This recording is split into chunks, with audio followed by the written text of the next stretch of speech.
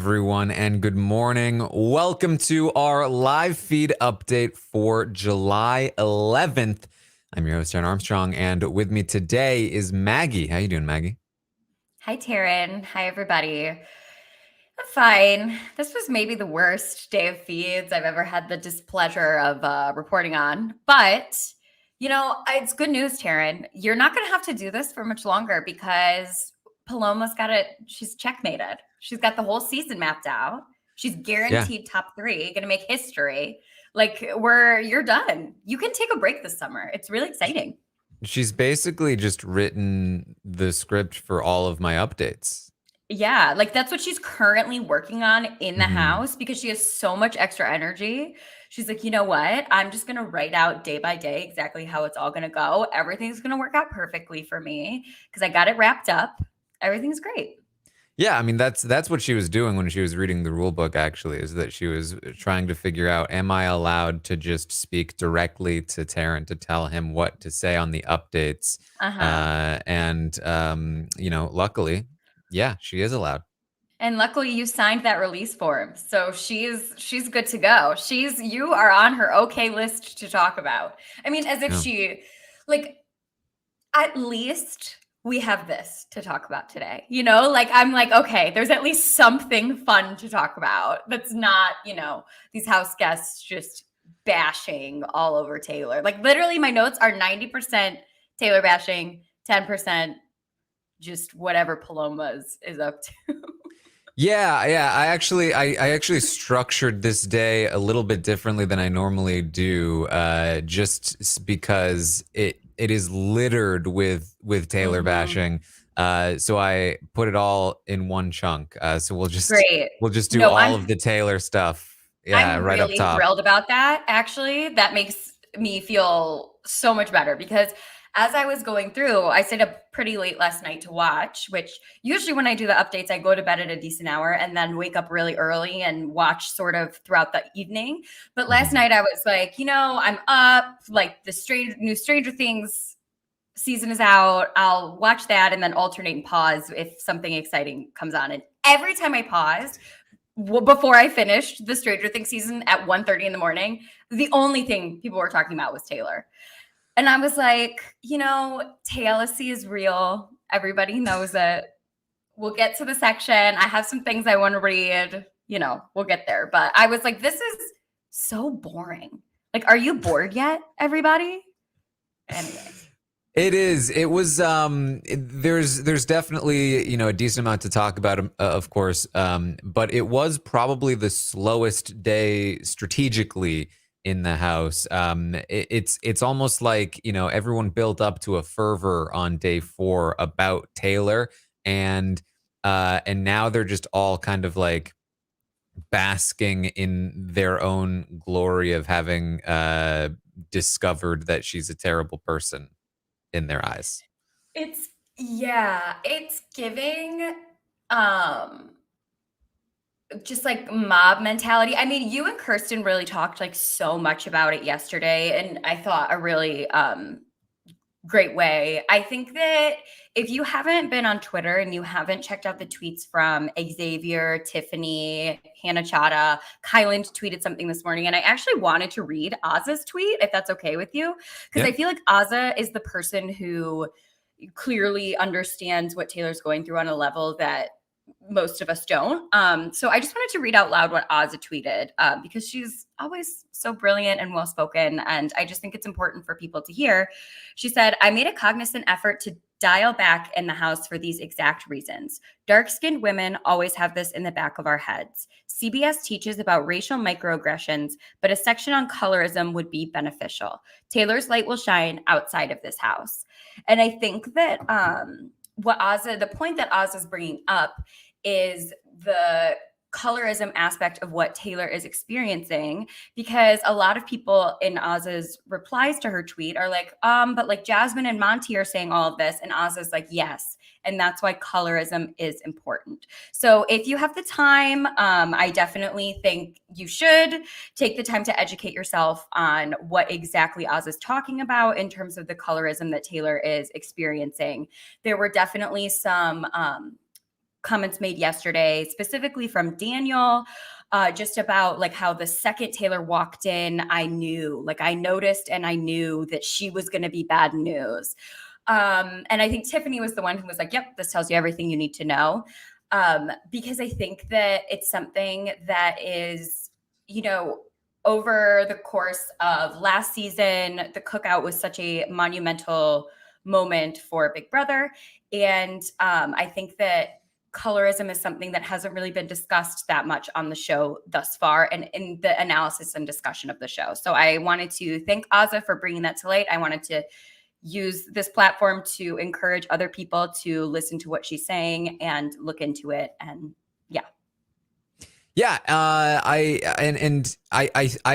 I've seen a lot of people, why are we continuing to talk about this? First of all, they're talking about it in the house. It is what is happening. Like if you like the show, if you like the strategy, if you like the social dynamics, this is a part of all of those things. And if you enjoy like thinking about why people are acting a certain way, like what's happening in the game, who's doing well, what kind of things people are doing, and then you decide, well, this specific thing I'm going to completely turn a blind eye to and ignore, then I think you should try to examine why you feel that way. In addition, I continue to see this notion of like, well, if everyone feels this way about Taylor, she must be doing something. Or specifically pointing out, like, did you see the way she played pool with those guys, though? Or she wasn't talking to the women at all. She isolated herself. First of all, no, she didn't. But I think in particular, something I want to address when it comes to here, day 5, which is, of course, the day that we're talking about, updating you on everything that happened. It's not everyone.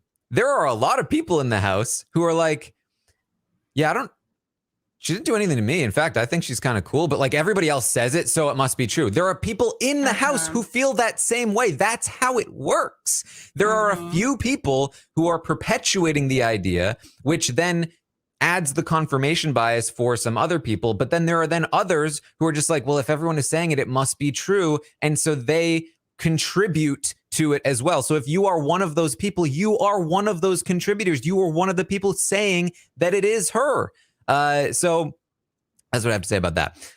Anyway, the day continues. Good morning, everybody. Yeah. Good morning. Are we having fun yet? If you didn't notice, the day continues where the previous day left off. A lot more talk about Taylor and how bad she is and all of the things that she's done. And in particular, this conversation gets a little more meta because Daniel starts to worry about the fact that he's nominating Taylor, which is the second Black person he's about to nominate, which means he's going to end the week with 2 Black people on the block. He is saying these things outright. In addition to that, something else that we'll get into is that Paloma in particular is talking a lot about how Terrence should be the next target, and that would be 2 Black people in a row.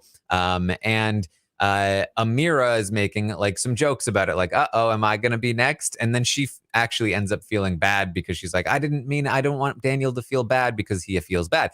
Daniel starts to worry that he's going to look racist. And he talks to Monty about it, who says, don't worry, you're fine. Like, I'm here. I'm telling you it's okay. Monty talks to Terrence about it afterward. He says to Terrence, I will go down swinging, defending him because he's doing the right thing, because Taylor is the one who is, giving us a bad name right now. Sort of like, essentially like this is the right thing to be doing. And Daniel, I think, feels most supported and reassured by Monty's support as a Black man. Yeah. That's just, yes, true.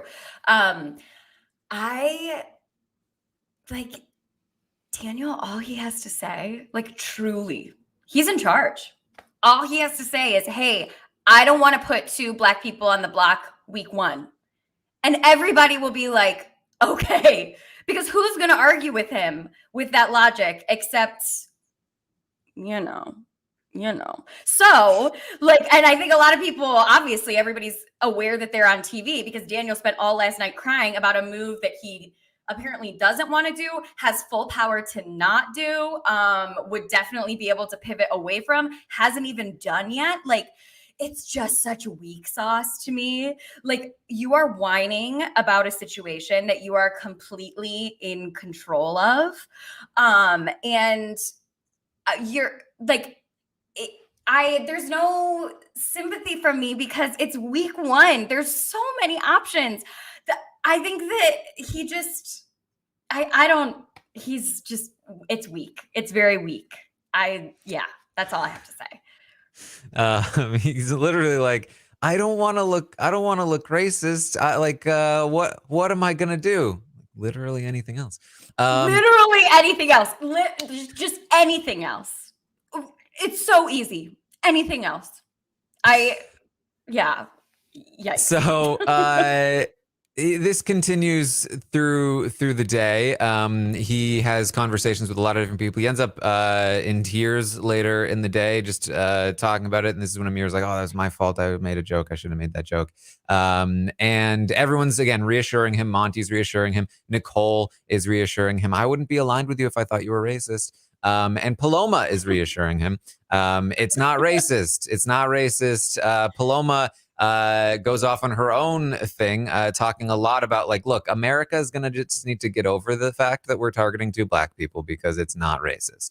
And she says that in her goodbye message, she wants to say to Taylor, or just in general, just like, hey, it doesn't matter if you're white, Black, or an alien. You suck. You're talking behind my back.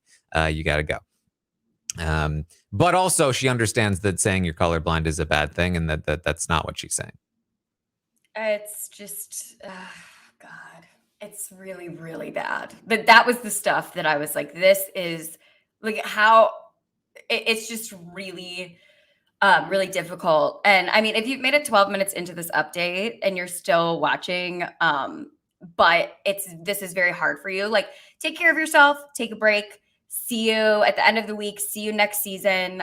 This type of stuff is just really, really, really tough to listen to and hear. And yeah, it's just really disappointing. And, I think that it like goes to show that what you were talking about earlier when you were like, people are like, oh, stop talking about it. Okay, but we always talk about how the old person is targeted first. We always talk about how the one queer person is usually put up on the block pretty early. Like Daniel this week has nominated the older guy, the one gay guy in the house, and now he's going to replace him with Taylor, who's a Black woman, which is just like, if you're looking at all of the seasons of Big Brother, that is what happens. Like, that is the pattern. So of course we're going to talk about it, because even if we took all of these people's names out of this and just had descriptions of them based on all of the history of Big Brother, we could probably be like, this might be what happens, And so I think that if people are like, how can we not talk about this? This is what Big Brother is about. It's about confirmation bias. It's about snap judgments. It's about how people can rise above that and gain power. But yes, I think that, sorry, I went on a tangent. But just to finish with that, the nominations this week have been just classic week 1 Big Brother. And I think that that's really sad that it's classic, but it is the truth. Yeah. And yeah, if it makes you uncomfortable, get over yourself. Yeah. I mean, what show are you watching? Yeah, this is like watch a different show, because this is what's happening, and it's the conversations they're having. So in addition to this, Daniel really wants to explain, he wants people to explain in their goodbye messages that it's not racist, basically. Okay, yeah, it's just, well, also this is incredibly cowardly. So Daniel is like, okay, well, I am trying to do the house's dirty work. I'm going to do something good for the house. But also, the house doesn't want me to say the reason that I'm putting her up because nobody wants, all of this to be out there. The reason is that Taylor lied to Monty, but also told the truth. There's literally video evidence. Taran reported it yesterday. Paloma told Taylor that she wanted to go after the big guys. So Taylor passed that on to Monty. And Monty went back to Paloma with it. And Paloma was like, she's lying. Nobody has spoken to Taylor about this. Nobody's given Taylor a chance to defend herself. She has no idea this is the reasoning. They want Daniel to commit to the fact that nobody is ever going to tell her that this is the reasoning until the goodbye messages. So Daniel is like begging people essentially in the goodbye messages to explain, why. Again, like you are in the biggest position of power and you're begging people who do not have a vote, who you can't nominate but can go home on eviction night to say something in their goodbye messages. Like, what's not clicking here? You are in the position of power in the house. But he's talking to Nicole about it. And Nicole is like, okay, you're already doing this big favor for everybody. Why are you keeping this secret for them? And he's like, whoa. And she's like, just say it. Just say it. Like, they can't have their cake and eat it too. Which, if you are ever saying in Big Brother about people who you're not even working in an alliance with, that they can't have their cake and eat it too when you are in power, superfan where? I don't understand. Doesn't he listen to this podcast? I can't understand. At the very least, he listened to the Kevin interview, but yes, I think one of the things I've learned about the quote unquote super fans is that I don't think any of them are live feeders. At least it's difficult because they're usually downplaying their knowledge, but I'm pretty sure none of them have actually like been live feeders at all. It's like even the most super fanny of super fans on this season are like show only, and I do think that has helped contribute a little bit to the situation to some degree. So he wants people to explain their goodbye messages. Now there is a little bit of this is what I wanted to talk about in regard to it's not necessarily everyone. In particular, Alyssa, who obviously as Paloma's like close ally is like definitely associated with what Paloma is doing. If like I sort of noticed as she's talked about this, basically ever since Taylor opened up on day 3 about how it takes her a little while to like open up to people, and she's had trouble in the past and she's had past experiences with situations where she doesn't bond with people. And Alyssa afterward said like, oh, I feel like we may have misjudged Taylor. And then Jasmine and Amira and them were like, no, that doesn't justify the way that she's been treating us. And Alyssa kind of went quiet. Now she's starting to hear some of the things that are being said. She's not really been in on it, but she's starting to hear it. And she actually has conversations with a few different people about this.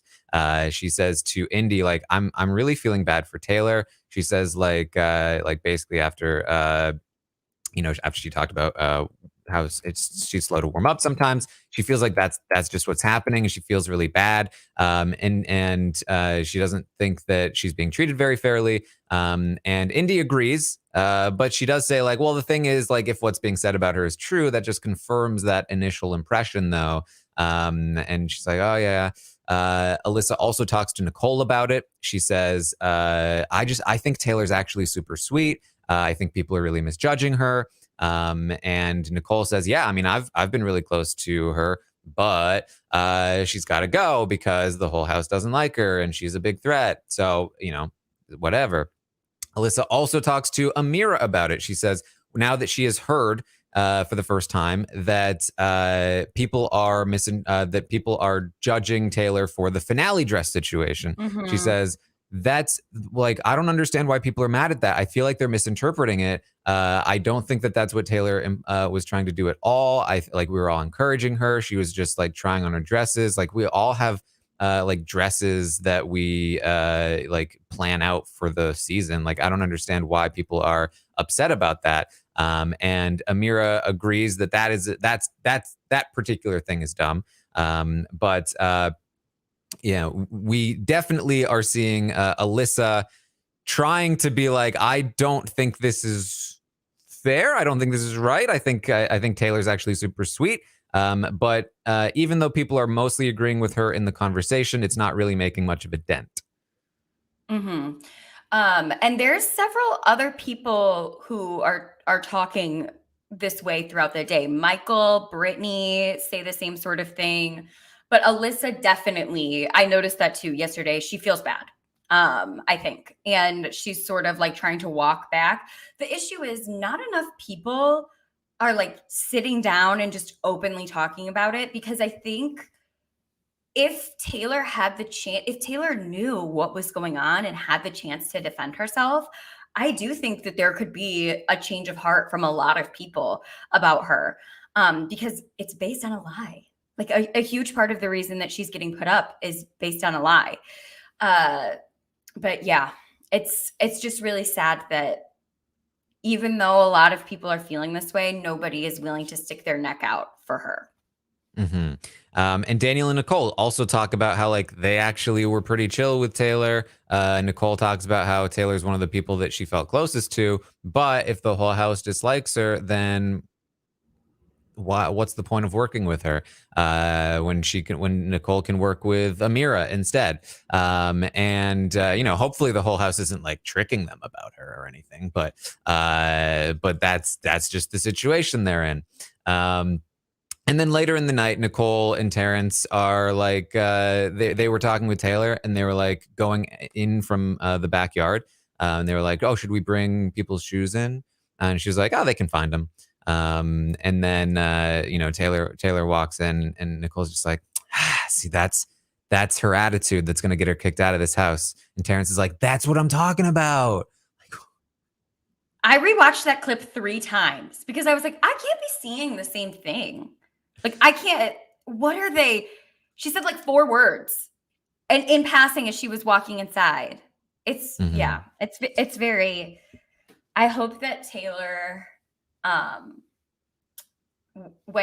hope that Taylor is able to heal from this experience, because I think that if I left the house and saw that people were saying things like this about me, it would be really, really difficult.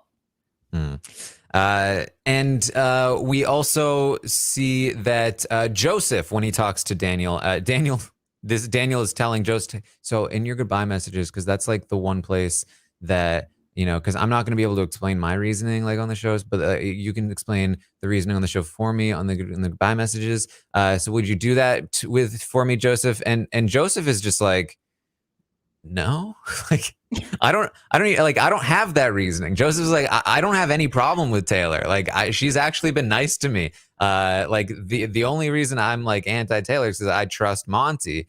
And he sits down and basically explains to Daniel, he's like, look, and I don't think you're at fault either. Like basically, because I'm just relying on what everyone else is saying about Taylor, because I haven't seen any of it. And if Monty is lying about Taylor, that's on Monty. That's not our fault. That's Monty's fault. And I do trust Monty. And again, like this is how it happens. Like there are a couple of information sources, and then again, it kind of slightly branches out with confirmation bias, and then everyone else is just like, well, I trust these people. They must be right. And so that's sort of his take on the situation. It's like, look, everyone else is saying it, so that's on them if it's wrong. Yeah, for sure. That's on them. Yeah. Like it's tough, but moving on. Yes. We also see Michael try to speak up a little bit about the treatment of Taylor. He says that he just wants to make sure that they're not doing that thing that people do in Big Brother where they like isolate somebody and unfairly attack them and stuff. But he's not really met with any sort of acceptance with that idea. And so instead, he ends up making a joke that he's like, hey, I'm going to call her Miss Congeniality in my goodbye message. And that lands really well. And Jasmine loves it and stuff like that. He later in the night tells Brittany, like, I made a joke. I did not mean it. It's a fake joke. I'm just trying to fit in because everybody else is anti-Taylor. So I'm just trying to also look like that. And so Michael is doing this. Yeah, it's giving very like middle school vibes when you get to sit at the popular table and they're all being mean. So then you're mean. And then they're like, yeah, good one. Like I was watching Stranger Things, and that's a huge part of the season 4 arc is that like one of the characters wants to be cool with the basketball players who are all mean. And I was like, what's happening here? They're supposed to be 14 in this show.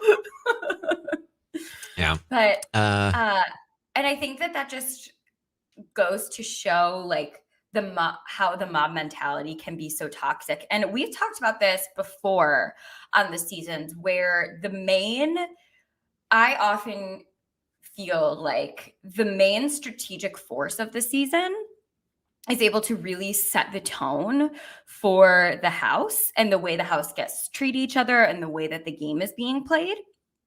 Like, I don't think that it's any coincidence at all that our last winner, Kevin, during Big Brother Canada 10, like the house was so chaotic.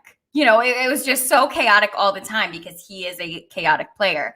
And this house, the main strategic player at the moment is Paloma, who we're going to talk to.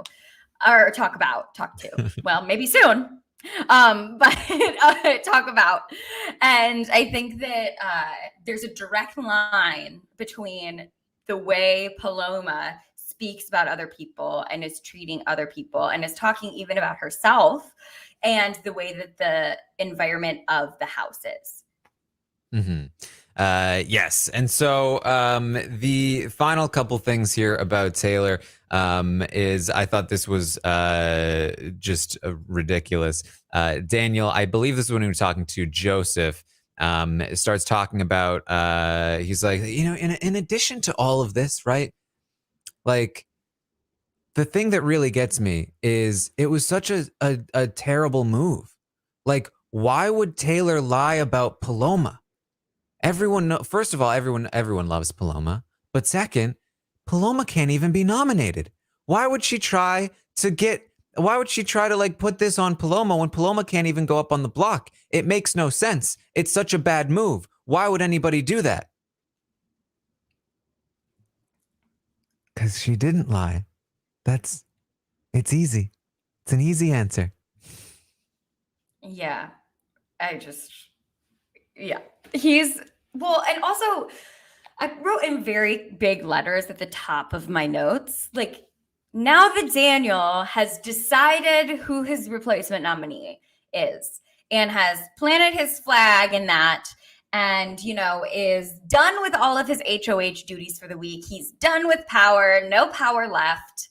Now is the best time for him to start to try to make some type of alliance. Once all his power is gone, once he's done being in charge, once he's done wielding power and being able to do things for people or settle something in, now is the time for him to really dig in and make an alliance. And he and Nicole were talking to Amira earlier in the evening. And he was like, well, we got to start talking to people. Otherwise, things will have already formed and we won't be in them. And Amira was like, wow, really? You think so? As Amira, like, literally is aligned with the entire house.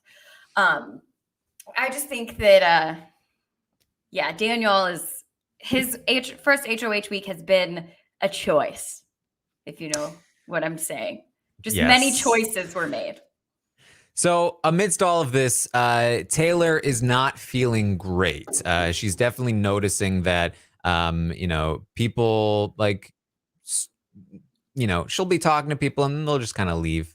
Like, people just don't seem very interested in talking to her, even when she's trying to talk to them. She's always finds herself alone. And she's always having to like try and talk to people, but it's just not landing. And she's a little bit worried that she might go up on the block. She expresses that worry to a few people, but nobody is letting her in on the fact that she is in trouble and will go on the block. So she does not have any confirmation that it's going to happen. She's just a little bit worried. And that's basically where things stand with Taylor.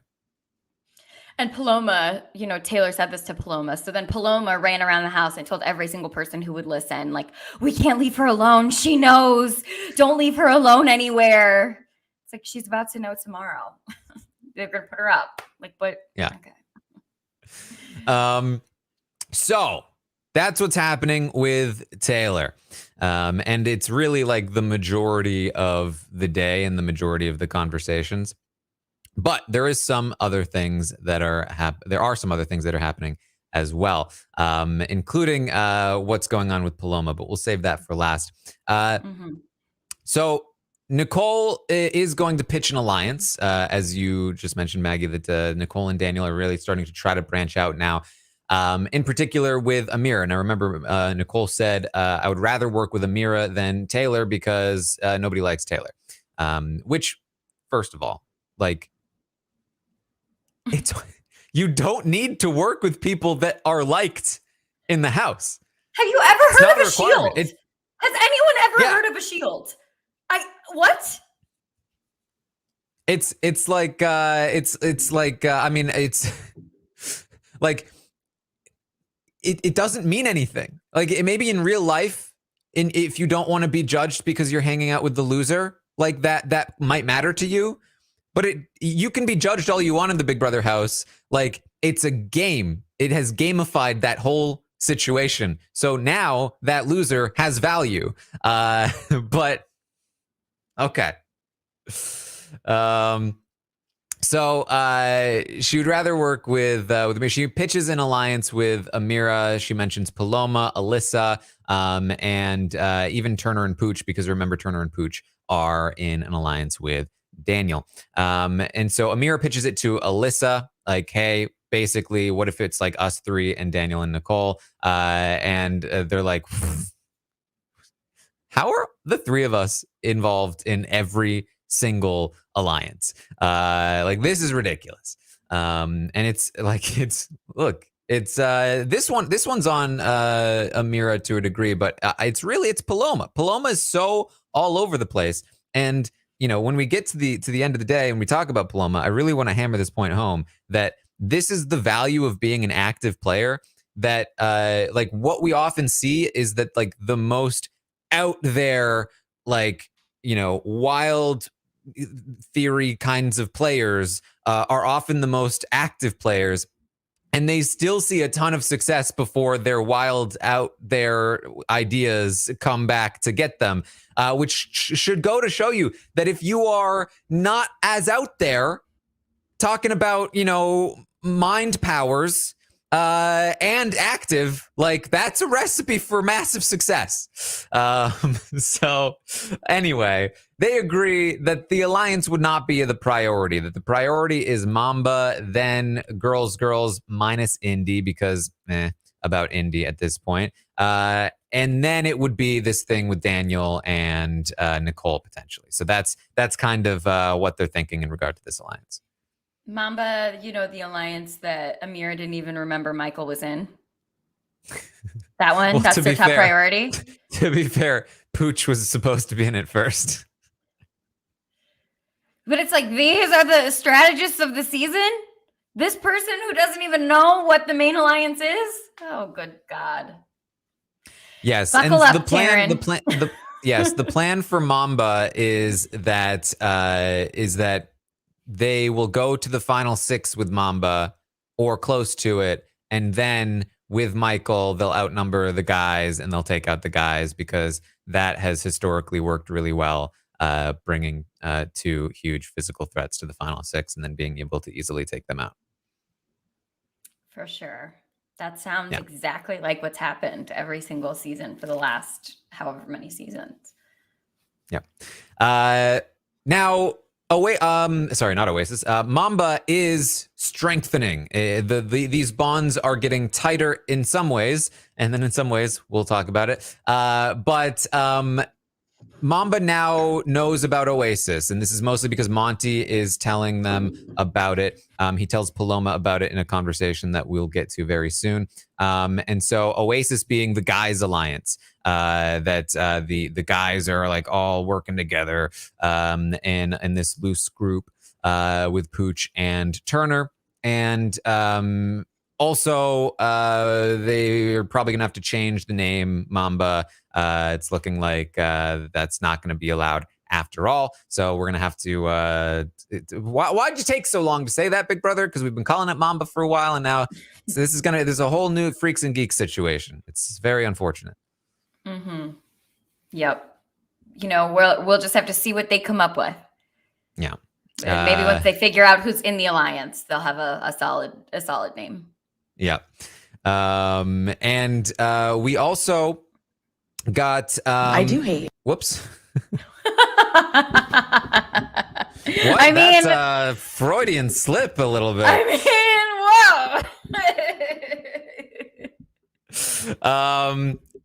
whoa. We got Indy talking... Perfect. We got Indy talking with Joseph. I thought this was a funny conversation because Indy was talking with Joseph, and she said, look, the reality is, we're playing this game. I'm actually a guy's girl. What? No. All this time, the call was coming from inside the girls. Yeah. Well, I mean, I know that you've had... Well, the irony is not lost on me that this alliance called the Girls was formed over the hatred of another girl in the house, which is for sure the way to prove that you are a girl's girl is to, just immediately ostracize and insult one of the other girls in the house to the rest of the girls. I think that... Yeah, Indy, maybe she just sees what's up. And she's like, there's too much girls girling over there. I gotta get me with the guys, Yeah. So Joseph ends up giving her tons of advice, which was a strange conversation. But anyway, I just thought it was funny. She said she was a guy's girl. So it's time. Welcome to Paloma's chess game. Dun, dun, dun. This is fun, guys. We're about to have some fun here. Get ready. So if you thought Paloma was just running around talking about how America needs to not call people racist, you would be wrong, because Paloma has got X-ray vision. Nah, she's just kidding. But sometimes a little bit. She's going to have a conversation with Monty. She is already... Sorry, Jared. Somebody in the chat said Paloma's Gambit. Well, yes, it is Paloma's Gambit, because she literally said that she was the character from the Queen's Gambit show, and she visualizes a chessboard on the ceiling every night to map out her big brother moves. I mean, she is very quickly making it onto my dream delusional cast. She's securing a spot. We're 5 days in and she's already made the alternate list. So we'll see how it plays out so far. Yes, she wants to implement the cookout strategy of having everyone's got buddies. She says to Monty that what we need to do is divide the players into rational players and emotional players. She said Turner and Pooch, they're emotional. Nicole and Daniel, they're emotional. Mamba, we're rational. And you know how I knew? My intuition. She says she's An just going. emotional feeling. An Yes. emotional feeling is how she knew. She goes on. She's like really just and Monty's just kind of like, yeah, definitely, I agree. Yes. And she's like, and I believe in God. Do you believe in God? He's like, yes. She's like, because he guides my way. Not to push that on you or anything, but I'm just saying that like I do believe that like God is telling us what to do. And he's like, yeah, that's great. I need to check on my slop. I'm just worried that it's gonna burn. I just don't want my slop to burn. I'm eating slop and it's cooking right now on the stove. I don't want it to burn. And she's like, that's great. What I'm saying though is that Terrence needs to go next, okay? And so what I'm thinking is that the next move on the chessboard, right? Is that so we're going 1, 2, 3, 4, 5, 6. The 6 of us in my book of chess moves is that. Like, and you Monty's, guys, the thing is, like glancing to the door, like my slop. And Taran's not even talking as fast as Paloma was talking. She was like on time, like 1.3 speed or whatever, what Taran was saying. Like, it's crazy that sorry, I shouldn't use that term. It's like wild what she's able to get out of her mouth in a very, very short amount of time. Yeah, she keeps using this term. She keeps saying that and Terrence, he's a good nugget. He's a good nugget to use to get out next week. He's a good nugget that you won't get blood on your hands. I don't know where that came from. Are you a good nugget, Taran? Would you consider yourself to be a good nugget? I mean, I've been known to appreciate a good nugget. I know Puya likes the nuggets, but you know, I don't know. She says, yes, Rob in the chat says, tell Poocha. So this is when Monty tells Paloma about Oasis, and he's telling like, well, yeah, we can't trust Pooch, Turner and Pooch. You know, they're trying to get these guys together. So she's like, oh, thank you so much for telling me that. Oh man, I just know everything in this game. I can basically just like tell you everything that's gonna happen. No, let me tell me. I've unlocked the key to this game. All right. Everyone tells me everything. I can tell people what they're gonna say before they even say it. That's why I'm so confident. I have like no anxiety anymore. Like I can tell you exactly what happens at the end. I'm already at checkmate. Right? Checkmate. And that's me winning the money. And then I invest in all of your businesses. Right? Because I love you guys so much. And like, I wouldn't want to take the money and just run, you know, like I wouldn't want to do that to us. Like we've all worked so hard. Like I'm not going to just take that $750,000 and just like leave and not give you guys anything. Like obviously I'm not going to do that. So I already told Kyle this, like you and Alyssa, you guys love like fitness. And so like, I just want you to like, have your fitness and I just feel like we're all just also amazing. And I literally found a way to hack the game. Okay. Since we're all just going to work together and then I'm going to take the money and I'm going to invest in you. Right. Like and like it's because you're not allowed to split the money. You're not allowed to split the money, but I'm not splitting the money. Right. I'm investing the money. It's like philanthropy. Right. And so that's what I'm going to do. And then I'm just like, I'll just write some checks and then boom, it's invest in the money. And then that's it. And it only took me 5 days to do this. Right. Like boom, easy. And now I just feel like that's what we got. I have to say, the most disappointing part of this whole interaction is that she said it to Monty, who didn't immediately look up at the camera with his mouth agape and go, what the fuck? Like, could you imagine if she had done that to like Davon? The diary room session that we would have gotten. Like, this is Paloma's Messiah for the newbies, okay? Like, her checkmate, I'm going to invest in all of you and your businesses. This is giving Messiah for the newbies. If Paloma keeps doing this, I can't wait to watch the rest of her 2-week run in the house. Like, I'm obsessed. Give it to us while you're still here, Paloma. Because this is just like the wildest energy to say that you already know. Wow, with that knowledge, I already know I'm going to win. Checkmate. I know everything. I've got the whole thing figured out, and I'm going to use the money to invest in your business. Like, what? Matt Lagori tweeted this morning and was like, this is not a fake BB updates. Like, this is real. Yeah. Amazing. Monty's response is, yeah, so the slop though, can I just, she's like, oh yeah, just fine, you can go to the slop. So just, yeah, go to the slop. Okay. And after he leaves, she's like, okay, good. Solid work here. Like, yeah, got him. Nailed it. Got him. No, honestly, I'm so sad that we're not going to get a good Monty DR about this. Like, couldn't she have spoken to Michael about this, or Brittany, or somebody who we know is going to be in the DR and be like, huh? Because what a moment.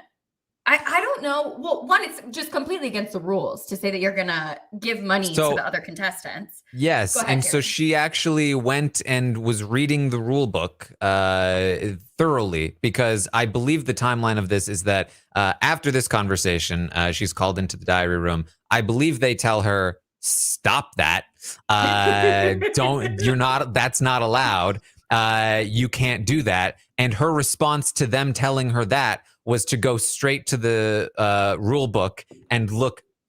I'm not about to get sued. No. I'm looking through this rule book. I'm going to figure out what it is. And whatever she found in that rule book, which was something akin to, well, they never said that a dog can't compete in a basketball game. Air Bud. Wasn't in the rule book that you can't invest in their business. So she's going to continue. And she goes and she talks to Monty. And again, and Michael is there. And I think Amira was there. And she's like, I was telling Monty this earlier, but I have found a way to hack the game. Production's pissed at me, but I read the rule book and it's not in the rule book. I know how to do this. And Michael's like, let me just stop you there. If you're about to say split the money, that is definitely not in the rules. She's like, nah, I'm not about to say split the money. I'm about to say something else because I've figured it out. And he's like, whatever you are trying to say, I don't think it's going to work. I don't think you should stop talking. She said, no. I read the rule book. I know what I'm talking about. Okay, Michael, just let me say it. He's like, look, they can change the rules at any time. You can't just let me talk. Let me talk. I figured it out. Okay, I can invest in your businesses. Ha! I said it. Rob in the chat is saying it would be really hard to police her investing into businesses. Sure. But they can certainly police her saying it in the house. Like, you say that again, you get a nomination, they certainly can figure out how to make her not say it in the house. She's like, that's what I'll do. And also I'll just invest in your businesses. And then Monty now with some other people, instead of just being solo, finally he goes, Paloma, everything you're saying is being recorded, right? And then the feeds cut away from it. Oh my God. And I know, and this is the Paloma of it all. I know that then she spent the rest of the time, like when the feeds cut, being like, oh my God, did I just get in trouble? Oh my God, Big Brother is probably like, oh my God, I'm going to get sued. Vicom's totally suing me. Oh my God. And so then everybody, like, this is the Paloma thing that she does, where she says this stuff that's like, what? And then she's a small girl. She's super, like, she's able to really, she's really good at doing this thing that I don't really have another word for it other than like shrinking herself, like being sort of self-deprecating and being like, oh my God, I'm crazy. Like, this is so wild. This is, whatever. And then everybody, it really endears people to her. That's why over the past 5 days, everyone's been like, I love Paloma, because she's able to really make people feel comfortable by putting herself down in like a humorous way. It's like, she's like, we're laughing together about something I did, And so I know I just can see her afterwards being like, oh my God, did I just really say that? That's so crazy of me. That's totally Paloma of me to say that. Yes. Yeah, like after she said she had X-ray vision, she said oh my God, I'm literally so psychotic. Like, Okay, right? That's her thing. That's what yeah. she likes to do. And I also think that that's why the mean girl stuff, she's getting away with it so much, because that's a classic mean girl move, is you say something really mean about someone and then you're like, oh yeah, but like, I guess they're not that bad. Like, she's so sweet. Like, it's just that one thing that I noticed. And then you start piling on and piling on and piling on. And then each time you draw back a little bit more. And that's how she's able to get away with it in the house so far. And that's why everybody's like, Paloma's just a kid. Like, why would Taylor lie about her like that? But in fact, she's been perpetuating all of this stuff. Yeah. So Monty does have a conversation with Amira about like, you talked to Paloma lately? Is she okay? No. She's most definitely not okay. Basically, like the first real conversation that is like questioning, like Paloma might be a little out there. Like I'm not sure about Paloma. Yeah. Well, I mean, to sit through that whole conversation and not have a thought like that, I would be like, what's going on with Monty? Is Monty also thinking he's a messiah for the newbies? Like, what's happening here? But yeah, I mean, like I said, I think for the whole 2 weeks that she's in the house, it's gonna be a fun old ride, because you can't hide. Like, this type of energy, like you said, does serve players really, really well at the beginning of the game. Like, think of the players that people have been comparing her to online. People like Raven. Before the whole friendship bracelet thing, Raven was involved in all the structures of the house. Caitlyn, was like very integral. She started Faute. Faute was the name of her alliance.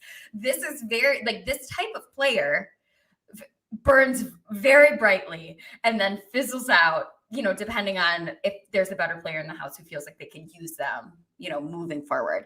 But this house is looking a little barren. So, yeah, I think Chappelle in the chat just asked me who my faves are.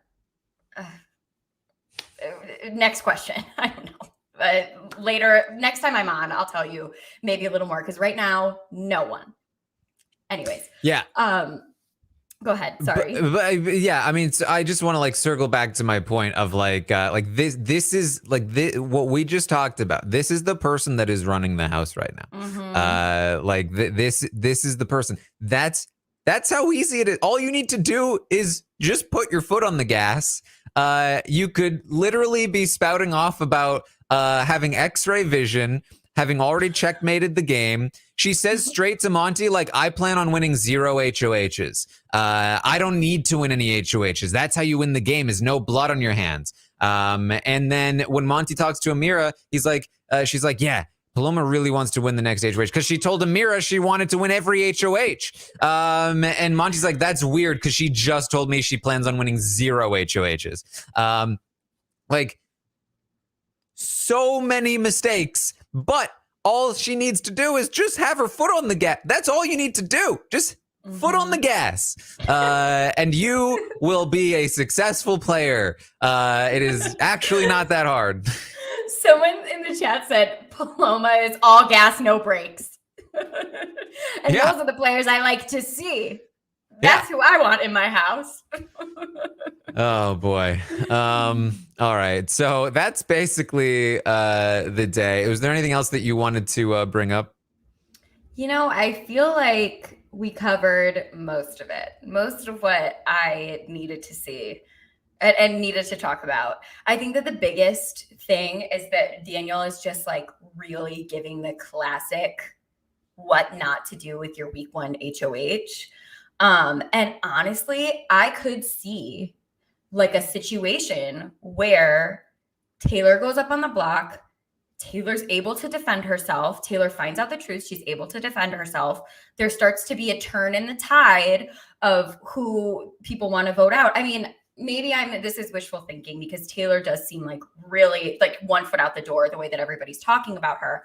But the way that Daniel has mishandled this week, this is absolutely setting up a Big Brother 2, like, let's defy the HOH here, because Daniel has not established any power structure for himself.